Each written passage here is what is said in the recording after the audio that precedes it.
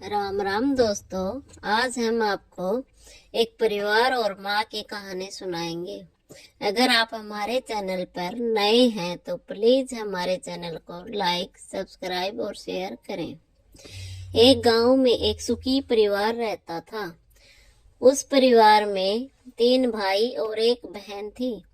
उनके माँ बाप उन चारों से बेहद प्यार करते थे, मगर बीच वाले बेटे से थोड़ा परेशान थे, क्योंकि बड़ा बेटा पढ़ लिख कर डॉक्टर बन गया और छोटा बेटा भी पढ़ लिख कर इंजीनियर बन गया था। मगर उनका बीच वाला बेटा बिल्कुल गंवार और आवारा ही बनकर रह गया। अब उनके 2 बेटे डॉक्टर और इंजीनियर ने शादी भी कर ली थी और कुछ महीनों के बाद ही उनकी बेटी की भी एक अच्छे घराने में शादी हो गई थी।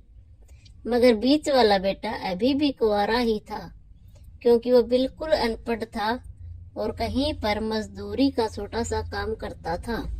इसलिए उसे शादी के लिए कोई भी लड़की नहीं मिल रही थी और उसके माँ बाप उससे बहुत परेशान हो चुके थे।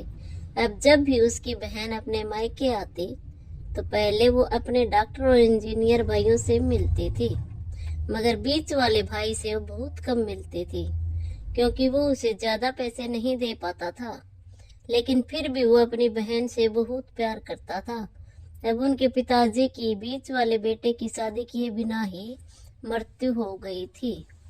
उनकी माँ ने सोचा कहीं अब कहीं किसी के मुंह से बंटवारे की बात न निकले, इसलिए अपने ही गांव की एक सीधी सादी लड़की से अपने गंवार लड़की की शादी करवा दी। शादी होते ही न जाने क्या हुआ। अब उसका अनपढ़ बेटा पूरा मन लगाकर काम करने लगा और पहले से कहीं ज्यादा मेहनत भी करने लगा। अब तो उसे कोई भी दोस्त बुलाने आता तो वो उसे यही कहता कि भाई पहले तो मैं जैसे तैसे अकेला कमा कर खा लेता था, मगर अब मेरी शादी हो गई तो मुझे अपनी पत्नी के लिए भी कमाना पड़ता है और कल को आने वाले बच्चों के लिए भी तो कुछ जोड़ना ही पड़ेगा। इसलिए दोस्त अब मैं तेरे साथ नहीं घूम सकता। ये कहकर उसका गंवार लड़का सीधा अपने काम पर निकल जाता था।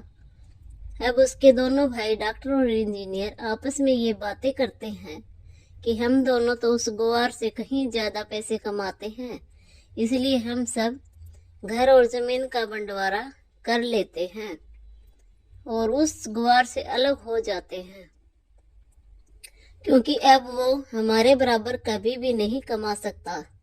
इसलिए उन दोनों भाइयों ने अपनी माँ के लाख मना करने के बावजूद भी बंटवारे की तारीख तय कर दी और उन्होंने अपनी बहन को भी बुलवा लिया और अपने गंवार भाई से कह दिया कि आज तुम अपने काम पर मत जाना, क्योंकि हम सब आज घर और जमीन का बंटवारा करेंगे। उसी वक्त उसकी बहन भी आ जाती है। तभी उसका गंवार भाई कहता है कि तुम लोग बंटवारा कर लो, मुझे जो भी देना हो दे देना, मैं शाम को आकर अंगूठा लगा दूंगा। तभी उसकी बहन कहती है, अरे बेवकूफ, तू तो अनपढ़ ही रहेगा, जमीन का हिस्सा तो आमने सामने बैठकर ही होता है। तभी उसके दोनों भाई भी बीच वाले गंवार भाई को उल्टा सीधा कहते हैं। तब उसकी माँ भी उसे कहती है कि बेटा आज तो काम पर मत जा, बंटवारा तेरे सामने ही होगा तो अच्छा है। उसी वक्त वकील भी आ जाता है। तभी वकील कहता है कि आपका सारा हिस्सा मिलाकर 10 बीघा जमीन है और आपका घर है। अब ये बताओ कि किसको कितना हिस्सा देना है, मैं उसी हिसाब से बंटवारे के कागज बना दूंगा। उसी वक्त उनका गंवार भाई कहता है कि वकील साहब 5-5 बीघा मेरे दोनों भाइयों के नाम लिख दो और ये जो हमारा मकान है ये मेरी प्यारी बहना के नाम कर दो। तभी उसके दोनों भाई और बहन पूछते हैं कि तुम और हिस्से में क्या लेगा। तभी उनका गंवार भाई कहता कि मेरे हिस्से में मेरी माँ है न। और तभी वो अपनी पत्नी की तरफ मुस्कुराते हुए कहता है कि क्यों मेरी प्यारी पत्नी, क्या मैंने गलत कहा क्या? उस गंवार की पत्नी अपनी सांस से लिपट कर कहती है कि माँ से बड़ी वसीयत क्या होगी मेरे लिए, और उसी वक्त उसका गुआर पति भी अपने माँ से लिपट जाता है। गुआर बेटे बहू को इस प्यार ने जमीन जायदाद के बंटवारे को एक सन्नाटे में बदल दिया। तभी बहन अपने गवार भाई के गले लगकर रोते हुए कहते हैं कि माफ कर दो भैया, मैं आपको समझ नहीं सकी। तभी उसका भाई कहता है कि मेरी प्यारी बहन, इस घर में जितना अधिकार हमारा है उतना ही अधिकार तेरा भी है। और रही बात बंटवारे की, तो बंटवारा नहीं करने से हमारा जीवन तो नहीं रुक जाएगा। क्यों करते हैं हम बंटवारा? क्या हम एक साथ मिलकर नहीं रह सकते जैसे हम बचपन में मिलकर रहते थे? एक साथ मिलकर रहने को ही तो कहते हैं एक अच्छा परिवार। और उस अच्छे परिवार को संभालती है एक माँ। तभी उसके दोनों भाई भी बहुत शर्मिंदा होते हैं और वो बंटवारे के सभी कागज फाड़कर फेंक देते हैं।